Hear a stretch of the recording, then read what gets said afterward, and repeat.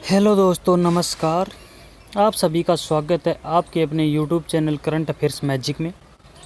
और आज है 24 अप्रैल और आज हम बात करेंगे 24 अप्रैल की करंट अफेयर्स की। तो चलिए अपने पहले क्वेश्चन की ओर। हमारा पहला क्वेश्चन है कि अंग्रेजी भाषा दिवस कब मनाया जाता है। तो अंग्रेजी भाषा दिवस 23 अप्रैल को मनाया जाता है और साथ ही स्पेनिश भाषा दिवस भी 23 अप्रैल को ही मनाया जाता है।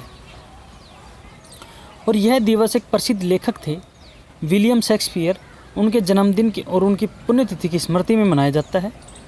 और इस दिन की शुरुआत संयुक्त राष्ट्र शैक्षिक, वैज्ञानिक और सांस्कृतिक संगठन यानी यूनेस्को द्वारा अंग्रेजी भाषा के बहुभाषावाद को मनाने के लिए किया गया था। अब 20 अप्रैल को चीनी भाषा दिवस मनाया जाता है और 20 मार्च को फ्रेंच भाषा दिवस मनाया जाता है। 6 जून को रूसी भाषा दिवस मनाया जाता है और साथ ही बता दूं 18 दिसंबर को अरबी भाषा दिवस भी मनाया जाता है। यूनेस्को के जो महानिदेशक हैं वो हैं ऑड्रे अजोले और इसका गठन 4 नवंबर 1946 को हुआ था, जिसका हेडक्वार्टर पेरिस, फ्रांस में है। हमारा अगला क्वेश्चन है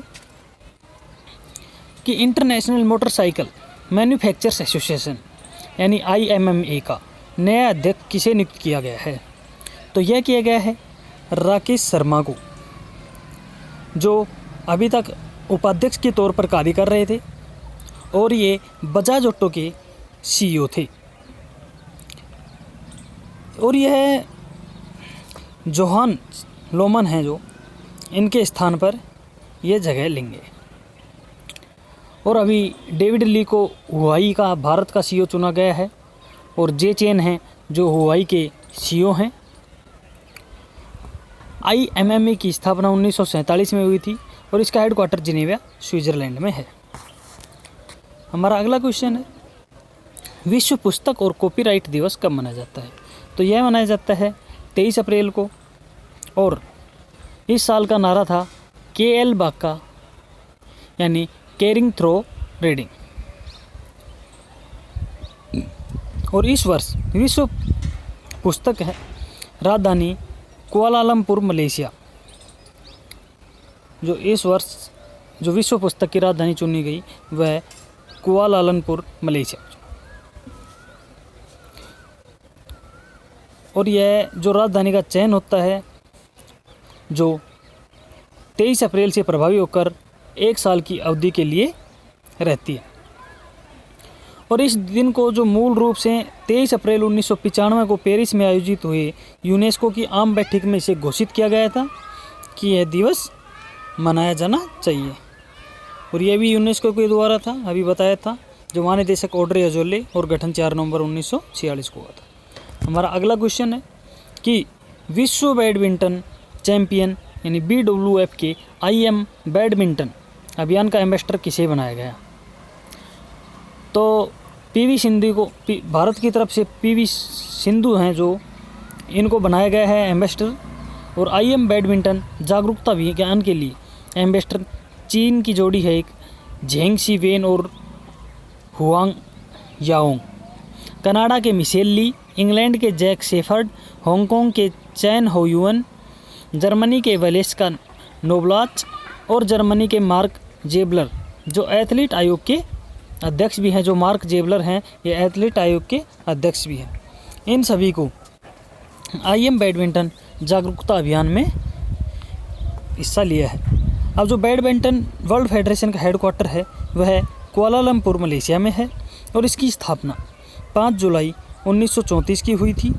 और इसके अध्यक्ष हैं जो पॉल एरिक होयर लार्सन।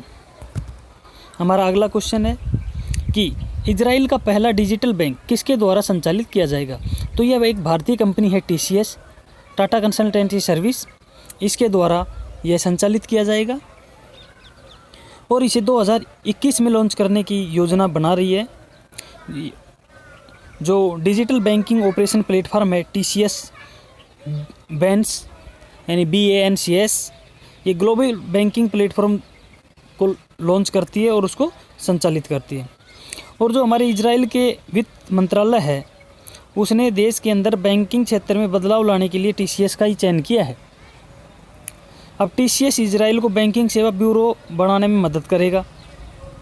और जो TCS बेंस है, इसके द्वारा यह संचालित किया जाएगा, साझा किया जाएगा, प्लग एंड प्ले किया जाएगा, डिजिटल बैंकिंग ऑपरेशंस प्लेटफॉर्म के रूप में उनके साथ ये कार्य करेगा। अब जो TCS बेंस है, ये है क्या? यह एक यूनिवर्सल वित्तीय समाधान प्लेटफॉर्म है जो वित्तीय सेवा संस्थानों के जो ग्राहक होते हैं उनका अनुभव बढ़ाने के लिए उनकी मदद करता है और नई नई तकनीकी अपनाता है और उनको विश्वास दिलाता है। डिजिटल ग्राहकों को डिजिटल बनाता है, ग्राहकों को डिजिटल सेवाएं देता है और नई नई चीज़ें ये विकसित करता है। इजराइल की जो राजधानी है वह है यरूशलेम और यहाँ की मुद्रा है इजरायली नई शेकेल। यहाँ के PM हैं बेंजामिन नेतन्याहू और जो हमारे टाटा सन्स हैं इस बोर्ड के अध्यक्ष हैं नटराजन चंद्रशेखरन।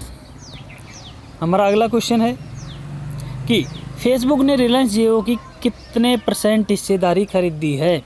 यानी जो फेसबुक है उसने अब व्हाट्सएप के बाद जियो को भी अधिग्रहण कर लिया है 9.99%। इसका मतलब है कि फेसबुक ने लगभग 5.7 बिलियन अमेरिकी डॉलर और 43,574 भारतीय रुपये में यह साझेदारी की है और ये खरीदा है। और जियो प्लेटफॉर्म्स का प्री मनी एंटरप्राइज वैल्यू है जिसको 4.62 लाख रुपए 4.62 लाख करोड़ रुपए रखा गया है। अब जियो प्लेटफॉर्म्स फ़ोन एवं डाटा इकाई रिलायंस जियो इन्फोकॉम का हिस्सा है जिसमें जियो मार्ट, जियो सावन और जियो सिनेमा और अन्य डिजिटल सेवाएं या ऐप शामिल हैं। अब रिलायंस जियो में हिस्सेदारी फेसबुक की होने के बाद में जो भारतीय बाज़ार है उसमें फेसबुक की स्थिति अधिक मजबूत होती है और जिससे व्हाट्सएप चैट ऐप पर करीब 40 करोड़ उपयोगकर्ता फेसबुक व्हाट्सएप के साथ जुड़े हैं। जो फेसबुक के कार्यकारी अधिकारी यानी CEO हैं वो हैं मार्क जुकरबर्ग और जो मुख्यालय है वो कैलिफोर्निया अमेरिका में है। हमारा जो अगला क्वेश्चन है कि कोविड-19 के बारे में चेतावनी देने के लिए वाश करो ऐप किसने विकसित किया है? तो यह किया है IIIT दिल्ली ने। यह IIIT दिल्ली ने ऐप विकसित किया है वाश करो, यानी कि इस ऐप को Indraprastha institute of information technology IIIT Delhi के प्रोफेसर पोन्नुरंगम कुमार गुरु और डॉक्टर तवप्रेती पत्तेस सेठी द्वारा 5 छात्रों के साथ मिलकर इसको विकसित किया गया है। और IIIT दिल्ली के जो निदेशक हैं वो हैं रंजन बोस। तो हमारा अगला क्वेश्चन है कि नैनो बिल्ट 3D एडवांस उपकरण किसके द्वारा विकसित किया गया? तो यह किया गया है ARCI यानी international advance research centre for powder metallurgy and new materials और इसके निदेशक हैं पद्मनाभम। हमारा अगला क्वेश्चन है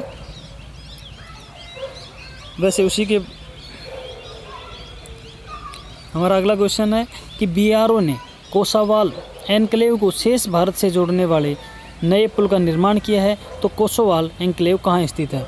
तो यह स्थित है पंजाब में और ये रावी नदी के ऊपर है और यहाँ पर 484 मीटर का एक पुल का निर्माण प्रोजेक्ट चेतक के अंतर्गत किया गया है जिसमें 49 सीमा सड़क कार्यबल BRTF के 141 ड्रेन मेंटेनेंस कार्य के द्वारा किया गया है।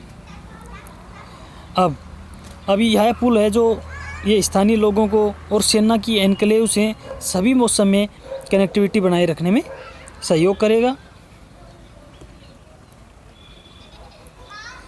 और जो पंजाब के CM हैं वो कैप्टन अमरिंदर सिंह, पंजाब के राज्यपाल हैं वो VP सिंह बदनौर और जो BRO के DG हैं वो हैं लेफ्टिनेंट जनरल हरपाल सिंह। हमारा अगला क्वेश्चन है कि विलियम E. कोल्बी पुरस्कार किस खिताब ने जीता है? तो यह जीता है एडम हिगिनबॉटम की एक किताब है midnight in Chernobyl, the untold story of the world's greatest nuclear disaster. इसने यह ई कोबली पुरस्कार जीता है। और जो ई कोबली पुरस्कार है यह एक दिव्यांग CIA निदेशक थे विलियम सी कोबली, उनके नाम पर दिया जाता है और इसकी शुरुआत 1999 में की गई थी। बाकी जो मैटरहॉर्न ये एक उपन्यास है और एक डेक्स्टर फीलिंग्स का द फॉरएवर वार, यह कार्ल मोरलेंटेस के लिखे हुए उपन्यास हैं। इनको भी यह पुरस्कार मिल चुका है। तो धन्यवाद दोस्तों, आज के लिए ही इतना ही। अब मिलते हैं एक नई अपडेट के साथ, नए वीडियो के साथ। धन्यवाद।